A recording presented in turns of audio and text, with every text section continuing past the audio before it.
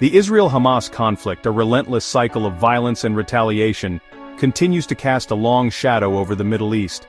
The recent weeks have seen a glimmer of hope amidst the devastation, with the return of hostages and ongoing ceasefire negotiations. Yet, even as these glimmers emerge, the human cost of this conflict remains staggering.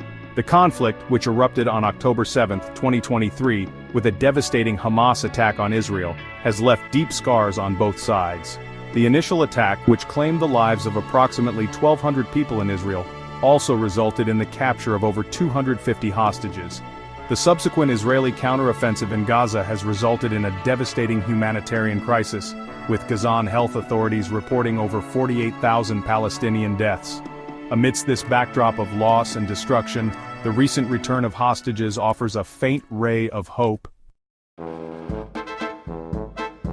On February 21, 2025, Hamas returned the bodies of 4 hostages captured from Kibbutz Nir Oz on October 7, 2023.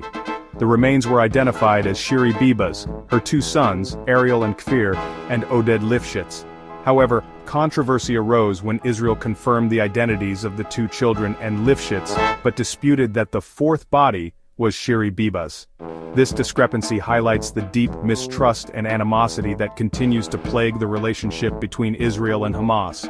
The circumstances surrounding the deaths of the hostages remain shrouded in uncertainty. Hamas maintains that the hostages were killed in Israeli airstrikes, while Israel asserts they were killed by their captors, without providing further details. Despite the ongoing tensions, a fragile ceasefire has held since February 10, 2025. This ceasefire has facilitated a series of hostage exchanges, with the 8th one scheduled for Saturday, February 22, 2025.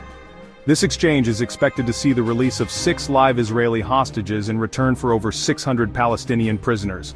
However, even as these exchanges offer a glimmer of hope for the families of the hostages, the future remains uncertain. The current ceasefire phase is set to expire on March 2, 2025, and talks about the next phase have been delayed. The fragility of the ceasefire is further underscored by recent events. On Thursday night, 3 empty buses exploded in Bat Yam, a Tel Aviv suburb, in a suspected terror attack. While no casualties were reported and no group has claimed responsibility, the incident serves as a stark reminder of the volatile security situation. The bus explosions prompted Israeli Prime Minister Benjamin Netanyahu to order increased military operations in the West Bank.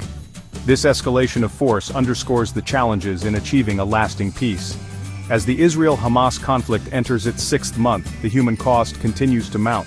The conflict has not only resulted in a staggering loss of life but has also exacerbated existing tensions and fueled a climate of fear and mistrust. The international community has a critical role to play in breaking this cycle of violence. Diplomacy, dialogue, and a commitment to finding a just and lasting solution are essential. The path to peace will be long and arduous, but it is a journey that must be taken for the sake of both Israelis and Palestinians. The alternative is unthinkable.